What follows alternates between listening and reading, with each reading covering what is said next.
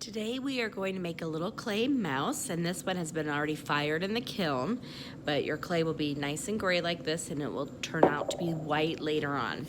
And I have these instructions that we'll be going through today, but basically you're going to need your clay, you're going to have a tool, and the best tools are your fingers, of course, and then you're going to have a little cup of this slippy water, so it has a little bit of clay and water in it.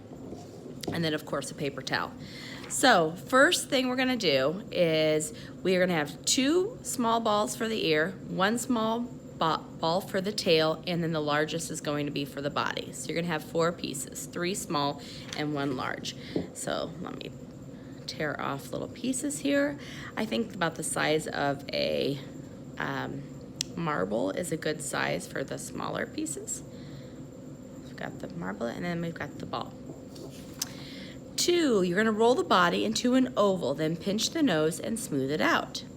So it's almost like an egg shape. So I'm going to kind of set those aside. So before I even get it into an oval, I'm going to roll it into a ball because that's going to smooth out everything.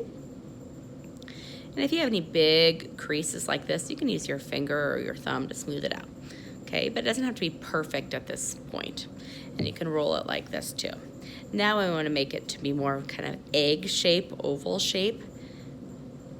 And then I'm gonna pinch where my nose is gonna be. So I'm not adding more clay, but I'm gonna pinch where the nose is gonna be. So it's gonna be the head, not too pointy, because I don't want it to be sharp, because right now the clay is super soft, but once we fire it in the kiln, it's gonna become hard like glass.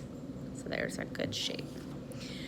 Next, Step 3, we're going to roll the ears and into a ball, then flatten, and then we want to make sure to blend it into the body.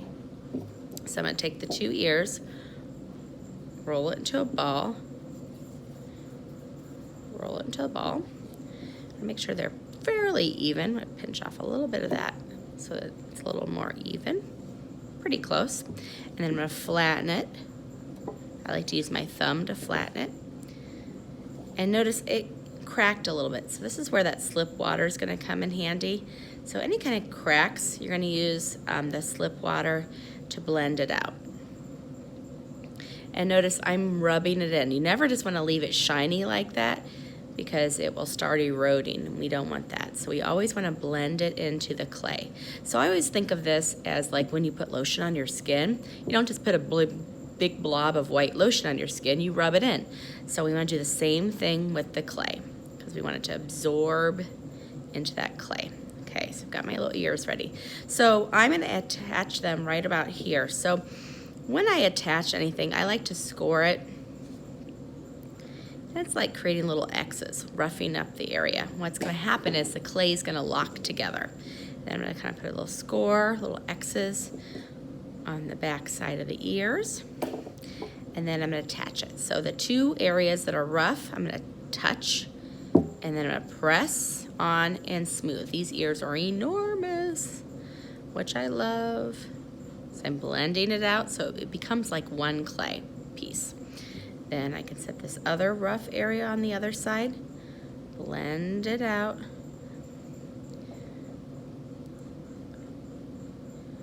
Kind of fix my nose because sometimes it gets damaged.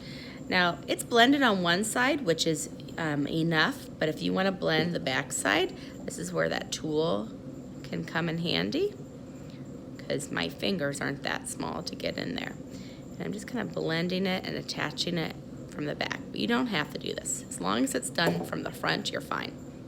Now right now, I think my ears are a little flat, so I'm going to kind of bend it forward. See, I'm using this finger to kind of secure it. Okay. So I've got my ears on. I like the big ears.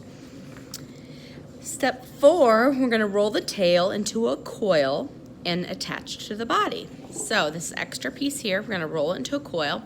So before I roll it into a coil, I like to go into a ball. And a coil is like a snake-like shape. So you're just going to roll it on your paper towel, or if you find it easier to roll on your table, then that's fine.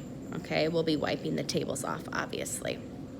So when I do this, I like to have a little more of a point on one end. In a real mouse tail, it gets smaller on one side.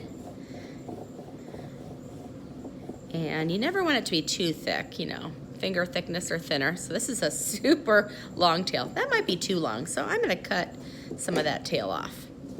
Okay, now if I just stick it on there, it's gonna probably fall off. So just like I did with the ears, you're going to score the areas you want to attach. Okay, and then put the two rough sides together and then blend. So you're gonna blend it in. Now my clay is feeling a little drier to my touch. So I'm gonna add a little bit of this water, and just like before, you always wanna rub it on and smooth it out. Okay, now my tail's just kind of laying there. So you can kind of bend it and kind of attach it. You can have it kind of pointing up like this. The only thing I wouldn't have it is going straight back, because you're more likely to have it break off. Now I could leave it like that, but I am going to attach just a little bit on one side. And I'm just using this tool very carefully. And I can have my tail bend. If it starts to crack, you remember you add a little bit of water. And then I can add the eyes, whiskers, and things like that. I may just even paint it on. So I'm gonna leave mine pretty smooth, and I'll paint on those details, okay? And then the very last thing is we're gonna put our initials in the bottom, and then we'll set it on the cart to dry. So I hope you had fun making your little mouse.